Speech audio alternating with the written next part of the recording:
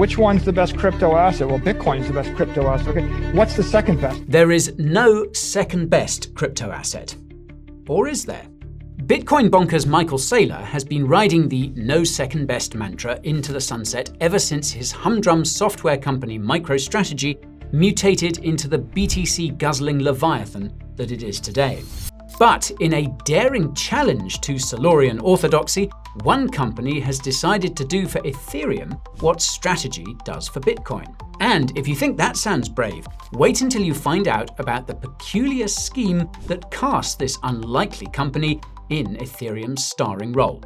My name is Guy, and you're watching The Coin Bureau. So, like Saylor says, there is no second best crypto asset.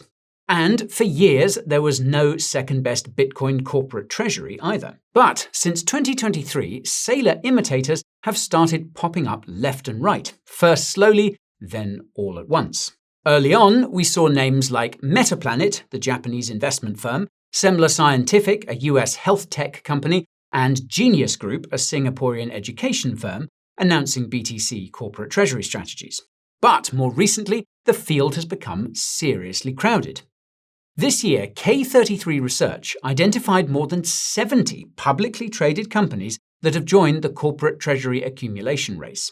These now include GameStop, which spent $500 million to buy 4,710 BTC in May, 21, a new joint venture between Tether, SoftBank and Cantor, and Nakamoto, recently founded by David Bailey, a crypto advisor to US President Donald Trump.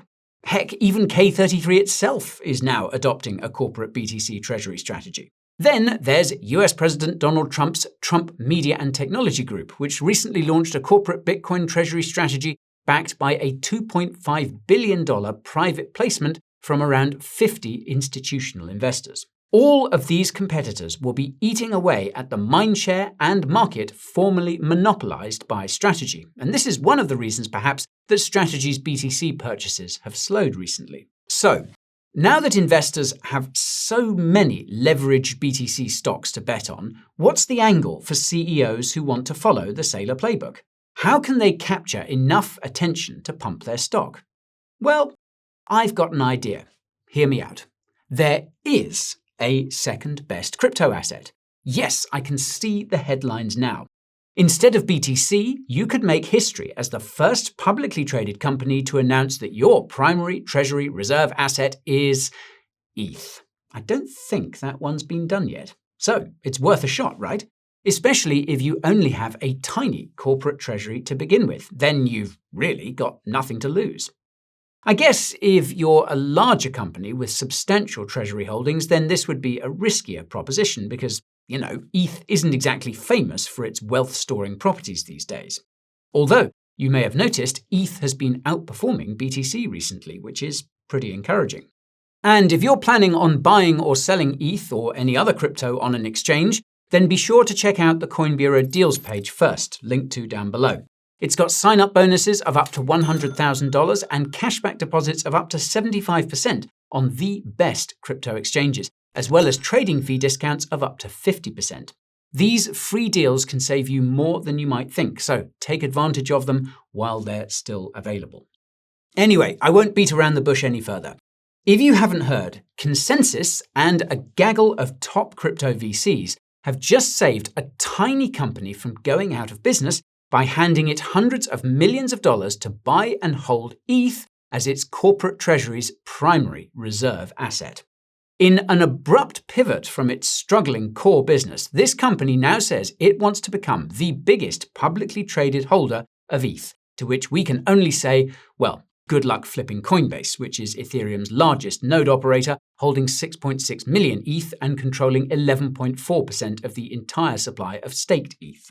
Anyway, if you're thinking that this company fancies itself as the strategy of Ethereum, then you're on the right track because they are indeed following Saylor's playbook. Before we get into that, though, there are a lot of questions that need answering, mostly starting with who and why. So let's start with who. Who is this company that Ethereum co-founder Joseph Lubin, Consensys, and a who's who of crypto VCs have appointed as the strategy of Ethereum? Well, The company is called SharpLink, and it describes itself as, quote, a trusted marketing partner to leading sportsbooks and online casino gaming operators worldwide. In other words, SharpLink provides ads for online gambling websites. SharpLink's main business is the gambling affiliate marketing network called PAS.net, which was founded in 2008. SharpLink itself was only founded in 2019, though, so it must have acquired PAS at some point after that. The PAS.net website appears derelict, as its latest updates page was last updated once in 2020, and prior to that, twice in 2017. The PAS Facebook page was last updated in 2019, and the official X account hasn't posted since 2016. SharpLink also has not posted on X since 2021, although its bio now reads, quote, SharpLink is one of the first NASDAQ-listed companies to develop a treasury strategy centered on ETH. Yeah, about that. With just 26 employees listed on LinkedIn and minimal revenue, SharpLink is unusually small for a publicly traded company, and certainly too small to IPO by itself. And yet, there it is on the NASDAQ exchange under the ticker SBET. If you open up SBET on TradingView, you'll find what looks like a dead chart where demand has long been absent. The share price has been in an unbroken downtrend for years and flatlined well under $3 per share in late May 2025. Until, that is, the stock quite suddenly pulled a 44x at the end of May. It reached a high of $124 in the final days of the month and promptly collapsed back under $50 by the 2nd of June.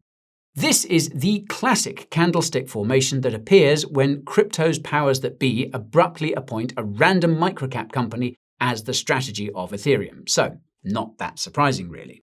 What's more surprising than the recent pump and dump is the chart's price history. Because, as it turns out, $124 is nowhere near SBET's all-time high, which is actually, let's see now, $25,560, reached in the year 2000. Wait, what? Yep, if you switch to the monthly time frame, you'll find that this stock has a rich tradition of pumping and dumping dating all the way back to 1997, when it was first listed on the NASDAQ. It appears to have IPO'd at a price of more than $10,000 per share in the spring of '97, then dumped to below $1,000 by August 1998. Then it rallied to its all-time high of $25,560 at the height of the dot-com bubble in March 2000, before collapsing back down to around $1,000 by September 2022. And ever since then, the chart has looked like it's been dying a slow death, with long periods of low volatility punctuated by ever smaller pumps and dumps every few years, and with long wicks all over the place, hinting at market manipulation. So, what's the real story here? How can the stock of SharpLink, which was founded in 2019, have a price history predating that by 22 years? Well, the answer is tied to another mystery, which is how on earth a company like this makes it onto the NASDAQ. With a market cap as low as $1.85 million as recently as the 21st of May, SharpLink is considered a nano-cap stock. IPOing is a notoriously time-consuming and expensive process, and even if SharpLink had the financial resources to IPO, it likely would not make it past the many other strict requirements needed for a listing on the NASDAQ. CEO Rob Fithian told the Minnesota Star-Tribune in 2021 that SharpLink was also too small to be acquired by a special purpose acquisition company, or SPAC, which is basically a shell company that lists itself on a stock exchange and then acquires one or more companies with assets and some kind of purpose. But Fithian was determined to get a coveted NASDAQ listing, and so he opted for a shortcut known as a reverse merger. This is where a small company acquires another, usually larger company that is already listed on a public stock exchange. Then the smaller company can just pull a switcheroo and change the ticker of the publicly traded company it acquired to its own. In doing so, it can leapfrog all of the costs, time, and regulatory requirements associated with doing an IPO of its own. Nice. So, in 2021, SharpLink merged with a Nasdaq-listed Israeli call center software company called Meir Telecoms and became a limited liability company incorporated in Israel in the process. It changed Meir Telecoms' ticker from MTSL to SBET, and that is why SharpLink now inhabits a chart that is down 99.82% over the last 27 years and gets to prominently feature the Nasdaq logo on its website. Now, funnily enough, after buying a spot on the Nasdaq, SharpLink actually struggled to stay there due to compliance issues. Specifically, they struggled to comply with Nasdaq's rules that companies must maintain a minimum share price of $1 per share and a minimum shareholder equity of $2.5 million. Upon merging with Meir Telecom, the chart pumped to around $2,145, but quickly came crashing back down to $660. Ever since then, SBET has been on a sad, slippery slide into the abyss, and behind the chart was a company that was leaking money like a sieve. According to SharpLink's most recent financial statements, its revenue fell 26.1% from 2023 to 2024. And after recording a net loss of more than $14 million, the company's cash on hand also fell by 42% to just $1.4 million. It's no wonder then that SharpLink's share price floundered under $1 for long enough to be at risk of delisting from the Nasdaq, as recently as May 2025, no less. So, faced with a corporate existential crisis, what's a CEO to do? Well, desperate times call for desperate measures. Last year, SharpLink sold two of its sports gambling businesses for $22.5 million in cash and used the proceeds to pay off its outstanding debts of around $19.4 million. To avert a delisting disaster, SharpLink then completed a 12-to-1 reverse stock split, meaning that for every 12 shares a shareholder had previously held, they would thereafter hold 1. Well, that's one way to increase your share price, I suppose. The company also managed to sell enough shares to raise $4.5 million in May, coming back into compliance with the Nasdaq minimum requirement rules. SharpLink then ended its stay in Israel by completing a domestication merger with a new entity incorporated in Delaware called SharpLink Gaming. The new entity then brought on 3 new distinguished-looking independent directors to serve on the board, with Fithian remaining as CEO. These are Robert Gutkowski, a former president of New York's Madison Square Garden, Leslie Bernhard, founder and longtime CEO of a newspaper advertising company, and Obi McKenzie, who was a managing director at BlackRock for 18 years. SharpLink Gaming's new crack team of executives then set about a formal review process to, quote, evaluate strategic alternatives that would, quote, drive growth and create and maximize value for shareholders. Now, what exactly went on in those meetings is a mystery. Rob Fithian explained in a press release, quote, we carefully evaluated more than 24 compelling opportunities, and we determined that the combination of market expansion, cost efficiency, security, and player demand makes crypto gaming one of the most promising growth opportunities in the online gaming industry today. Yes, fair enough, nothing surprising about that.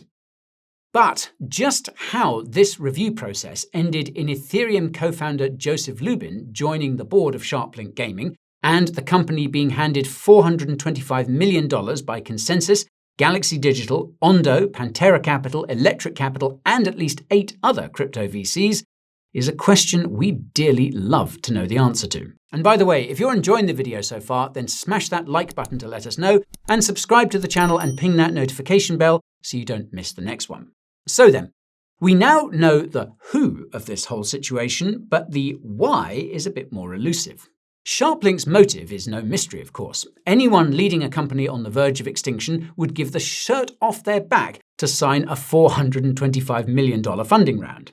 But what's in it for Lubin, Consensys, and these crypto VCs? Well, we think it's safe to assume that all are ETH whales, and for an ETH whale, the idea of getting someone to do for ETH what Michael Saylor does for BTC must sound like a pretty good punt. Whatever you make of Saylor and his antics, he's certainly a good salesman. The closest thing Ethereum has to a raging bull mascot like Saylor is Vitalik Buterin, and suffice it to say, he has about as much in common with Michael Saylor as Bernie Sanders does with Dave Portnoy. So, ETH whales are handing a company hundreds of millions of dollars to buy ETH, and in the process create a spectacle that creates a buzz around ETH and hopefully more demand for it. I can see the logic here. If all goes well, it should be very bullish for ETH, so we'll be keeping an eye on SharpLink from now on. This scheme also fits into the bigger picture unfolding in the Ethereum ecosystem of late. As we all know, ETH has been the butt of many jokes over the last year or two, having underperformed BTC and many other altcoins, notably Sol, quite severely. Sentiment has been down in the dumps, and frustrated ETH holders have been asking why leaders in the Ethereum ecosystem are more preoccupied with building Layer 2 infrastructure than they are with shilling ETH. The Ethereum Foundation has been the target of a lot of this criticism, which is also in part because of its selling of ETH and perceived lethargy in the face of Solana stealing the spotlight since late 2023. So, the Foundation responded this March with a shake-up in its leadership and layoffs in its research and development team. Newly appointed co-executive directors Shouwei Wang and Tomasz K. Stanczak replaced Aya Miyaguchi, who moved into the newly created role of Foundation President. Stanczak has vowed to implement a simplified roadmap focused on scaling the Layer 1, scaling blobs, and improving user experience, some of which was accomplished by the Pectra upgrade that went live in May. Meanwhile, Vitalik himself has proposed streamlining Ethereum's codebase to boost developer adoption and scalability. He's announced an ambitious plan to scale the Ethereum Layer 1 by 10x within a year by, for example, increasing the gas limit from 30 to 36 million and implementing stateless clients. But despite Vitalik occasionally obliging requests to bullpost ETH on Twitter, it would be a bit off-brand for either him or the Ethereum Foundation to openly promote schemes to pump ETH. So instead, it looks like his task has been outsourced to Etherealized, spearheaded by Vivek Raman and Danny Ryan, who led Ethereum's transition to proof of stake. Etherealized was launched in January of this year, primarily as a marketing offensive to woo institutional investors on Wall Street. Its homepage proudly boasts, quote, "Ethereum is open for business," which is a more concise and clear message than we're used to hearing coming from the Ethereum ecosystem. The company is also building Ethereum-based enterprise product suites in an effort to improve the narrative around ETH among institutions. Now, this sounds like a task fit for Consensys, the developer of MetaMask and many of the most important developer tools on Ethereum. But instead, Consensys, which was founded by CEO Joseph Lubin, has embarked on this slightly odd Saylor-inspired side quest. The official announcement on Consensys' website reads, quote, "We're proud to announce our role as the lead investor in SharpLink Gaming's $425 million fundraise." It then proceeds to talk up Ethereum's role as, quote, "the foundation of a programmable global economy," and, quote, "cutting-edge blockchain infrastructure," but spares very few words for the beneficiary of this enormous investment. Basically, all that Consensys has to say about ETH's new champion is that, quote, "SharpLink Gaming, Nasdaq SBET, is a public company aligned with our vision of Ethereum as a new kind of economic infrastructure forming the trust layer of the internet." Nothing unusual about Consensys plugging Ethereum, it's just a little odd that they have so little to say about the people they just handed hundreds of millions of dollars to. The announcement adds that Lubin will become the new chairman of SharpLink, where, quote, "his leadership and expertise will help guide SharpLink's integration of Ethereum into its core operations and long-term vision." But the detail ends there. SharpLink's strategy differs slightly from the Saylor playbook, however, as it says it will engage in staking and other uses of ETH in DeFi protocols to generate revenue. However, it looks like the apple hasn't fallen too far from the tree, because SharpLink recently filed with the SEC to sell up to $1 billion in common stock in order to buy more ETH. Now, it's still very early days, but if this thing gets off the ground and starts hoovering up massive amounts of ETH on a regular basis, then it's bound to be bullish for the asset, which may become deflationary once again. But it's worth asking whether investors will be persuaded to pile money into a corporate vehicle for ETH accumulation the same way they have for strategy and its imitators. ETH and BTC are separated by many important differences, including, for example, the maximum supply. For BTC, it's 21 million, while for ETH, it's, well, there is no maximum. The maximum supply is actually infinite and depends on demand to outstrip new issuance to ward off inflation. The ETH chart shows quite clearly that when ETH rallies to a new high, it tends not to stay there for very long, unlike BTC, which is in a much clearer long-term uptrend. Maybe ETH is in a long-term accumulation phase, pending a massive breakout that will create a new price floor, perhaps above the current resistance at $4,000. But if the ETH ETFs are anything to go by, SharpLink could face an uphill battle, as massive demand has not yet materialized from TradFi. Whatever the case, though, we say good luck, but also, why SharpLink? Well, the best answer that we can come up with is that SharpLink was chosen by Consensys because of, rather than despite, its microscopic market cap, as this maximizes the spectacle of the stock pumping out of the abyss. Just don't count on SBET breaking a new all-time high anytime soon. Okay, I'll leave it there for now, folks. If you'd like to learn more about Ethereum's strategic pivot and how it could affect the price of ETH, then go ahead and check out this video over here. As always, thank you for watching, and I'll see you next time. This is Guy, over and out.